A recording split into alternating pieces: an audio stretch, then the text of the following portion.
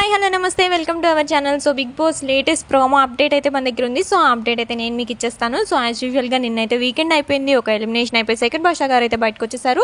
So ఈ week nominations start అనమాట. హౌస్లో ఒకరి మీద నామినేషన్ అయితే చేసుకుంటూ ఉన్నారు. సో ఫస్ట్ వచ్చేసి పృథ్వీ వచ్చేసి నైనిక మీద నామినేట్ చేశాడు. సో ఓల్డ్ టాపిక్స్ ఏమైనా ఉన్నాయా, కొత్త టాపిక్స్ ఏమైనా ఉన్నాయా అంటే లేదు ఓల్డ్ టాపికే అని చెప్పేసి అంటున్నాడు. సోనియా కూడా డిఫెండ్ చేస్తుంది, నైనికాని బ్లేమ్ చేస్తుంది అనమాట. నువ్వు అట్లున్నావు, నీకు అసలు క్లారిటీ లేదు, మెచ్యూరిటీ లేదు అని చెప్పేసి అంటుంది.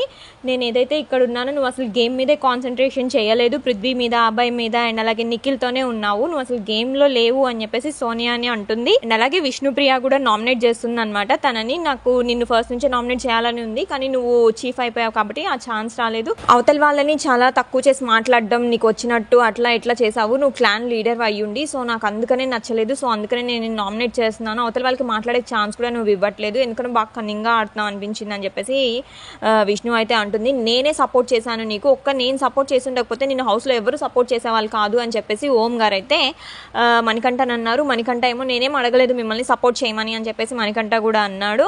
అండ్ నెక్స్ట్ వచ్చేసి నువ్వు అసలు ఈ హౌస్లో ఉండడానికి అర్హతే లేదు నీకు అని చెప్పేసి అంటుంది యష్మి మణికంఠని. బికాజ్ నువ్వు నాతో ఫ్రెండ్ అని చెప్పి ఏదైతే డ్రామా ఆడావో అదంతా ఫేక్, నువ్వు అసలు ఈ హౌస్లోనే డేంజరస్ క్యాండిడేట్వి అని చెప్పేసి నాకైతే అనిపిస్తుంది అని చెప్పేసి యష్మి అయితే మణికంఠని నామినేట్ చేసింది. సీత అయితే నేను నా ఎమోషన్ త్రూనే నేను ఉన్నాను, నేను నా ఎమోషన్స్ అన్నింటినీ కంట్రోల్ చేసుకున్నాను, ఆ ఎమోషన్స్తోనే నేను ఇక్కడి వరకు వచ్చాను అని చెప్పేసి సీత అయితే అంటుంది. దానికి పృథ్వీ నీ ఎమోషన్ అయితే ఎమోషన్, నా ఎమోషన్ అయితే కౌంట్లోకి రాదా అని చెప్పేసి పృథ్వీ కూడా అంటున్నాడు. సో ప్రెసెంట్ అయితే ఇది నామినేషన్స్లో జరుగుతుంది. అందరికీ ఇప్పటి వరకు అయితే యష్మిని నామినేట్ చేసే ఛాన్స్ రాలేదు. సో ఇప్పుడైతే యష్మిని నామినేట్ చేసే ఛాన్స్ వచ్చింది కాబట్టి అందరూ యూటిలైజ్ చేసుకుంటున్నారని అనుకోవచ్చు. సో నేను ఇట్లనే ఉంటాను అని చెప్పేసి యష్మి అయితే మాట్లాడుతుంది సోనియా నామినేట్ చేసిన దానికి.